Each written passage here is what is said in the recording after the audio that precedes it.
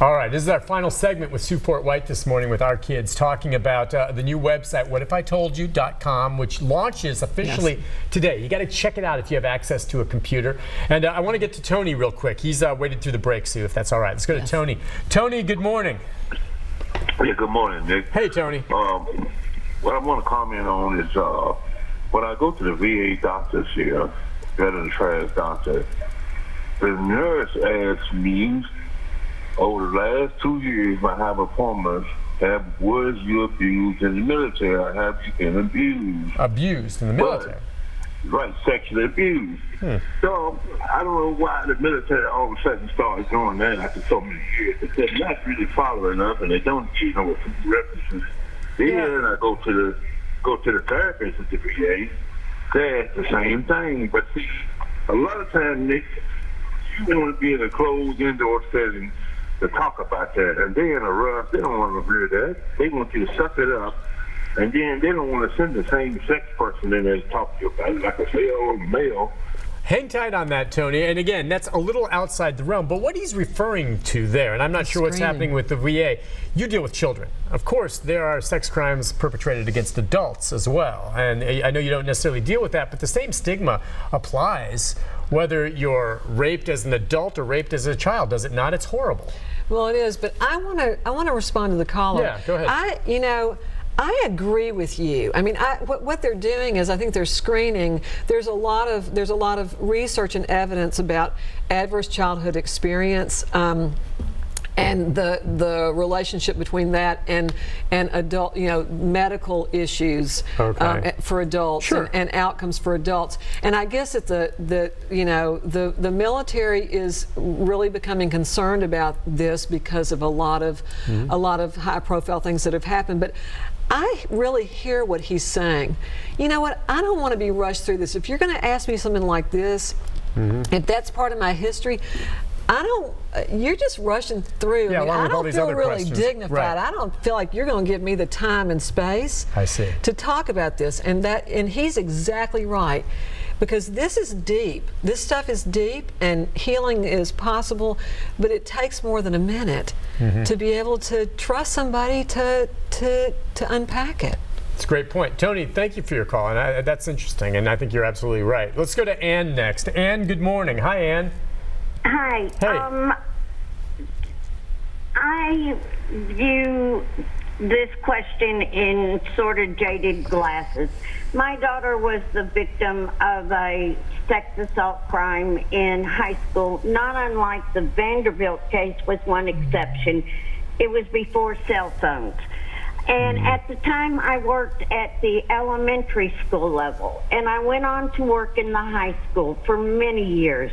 And what struck me was that high school students had programs for avenues if they had been impacted by sex crimes perpetrated by family members or by people that they knew, but not for prevention of sex crimes by other students or by sex crimes that were inflicted by people of their own ages. These programs were not coming into the high schools. That's a great point. And what she's referring to now, you've probably seen in the news locally here, Metro is targeted several of their schools with lawsuits, civil lawsuits, filed by several attorneys here with regard to claims of students and other students abusing them and nothing being done about it, or not being properly reported as it should be. And there's enough of those that I'm starting to think, well, what is wrong with the policies here? I mean, well, no kidding. I mean, absolutely.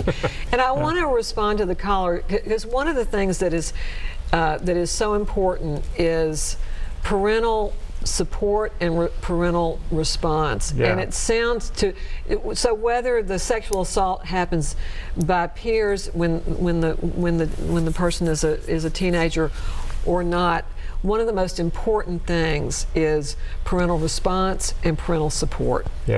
So it sounds like that, Anne, you sound like an incredibly intelligent and empathic and thoughtful person, and things are changing. And part of that's another reason why we're doing What If I Told You. There, under I Need Help on the website, there is a place for if you're a teenager and you're not sure what has happened to you, is it sexual abuse or not. There are all sorts of resources for teenagers. I mean, they are just, they're at a very vulnerable developmental stage. I'm glad you just touched on that, because it can be a gray area in the minds of some.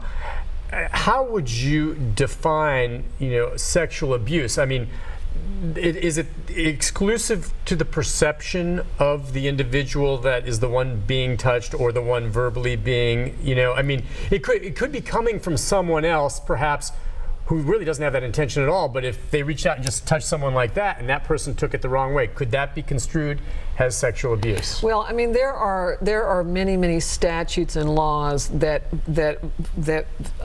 very specifically that has to hit these checks. Yeah, so it's like is it the number of how old the perpetrator is? Is it, are they 4 years older or 5 years older or more than the victim, and that kind of thing.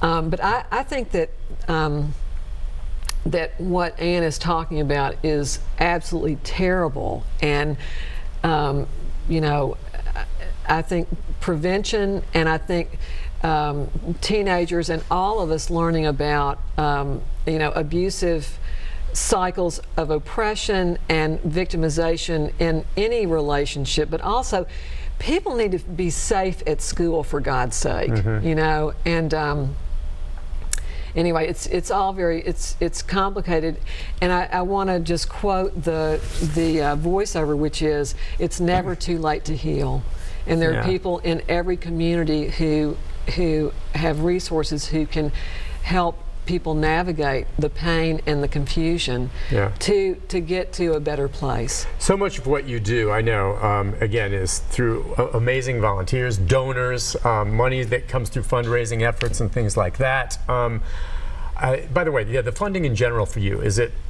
It's private. It's all private. All right. So, what do you have coming up next Saturday? So first of all, people that support our kids are passionate, they are loyal, and they are so generous.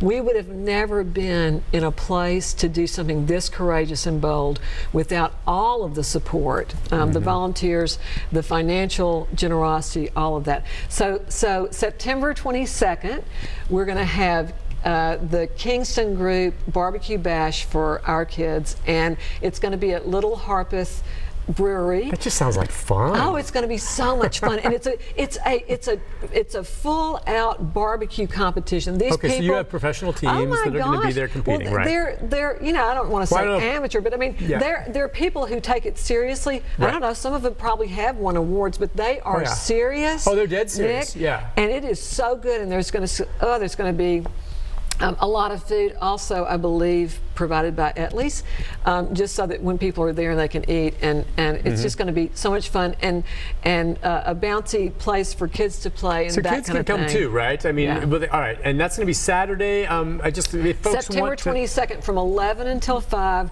Little Harpeth Brewery, and a shout out to Kingston Group for being so creative and just wonderful. Ricky Scott serves on our board, and he is amazing, and his whole team, they're just good people. Well, you do, and everyone, and I've met, and I'm just flattered to be part of some of helping with some of the events. But you have, is it 3? Nick how many always helps us. I know, but I didn't mean to say that like, it's more though that you have really 3 big fundraising events every year. I know you have other small, but I know Soup Sunday, which if you haven't heard of it, it's incredible. You have to look into that every year. But then you have the fun run, and then the fun run is J.E. Dunn Hammer Down. I know, yeah. Hammer Down. And they've been part of that a great turnout for that. Some mornings it's awful cold. Awful cold. And then IMI Kids Classic, which is coming up on October 4th at Legends. So you have some great, like you said, a lot of folks, a lot of people you don't know. You have some famous people involved too, the Snedekers, right? Well, Mandy and Brant Snedeker. Nobody has done more to raise awareness. I've seen them, so classy brave, people. so brave in the PGA world and beyond, talking very, very directly and clearly about child sexual abuse. He is, I love both of them so much. Okay. I really do. Well, and I love you too. Right. Anytime. Anything. Look, our kids is something I'm glad to give my time to. And just want to mention, we got up there again on the screen, the website, just whatifitoldyu.com. The official debut is today. I'm sorry, go ahead. Today. And remember, learn more and pass it on. Yeah. Pass it on. Our goal is to reach as many people as possible with information and resources about child sexual abuse, so we can start the conversation and end the stigma and shame and suffering. And anyone who's watching this, if you're an adult survivor, you are so courageous. Yeah. You're in my heart. Sue, thank you for coming on. It's good to see you. I'll see you again next Saturday. Come out Saturday for that event. That's going to be great. It's going to be so much fun. We'll talk more about it. Thank you for coming on, and great job at Our Kids as always. And I love the website. We'll take a break, come back, some special guests in our final segment of the show. Stay with us.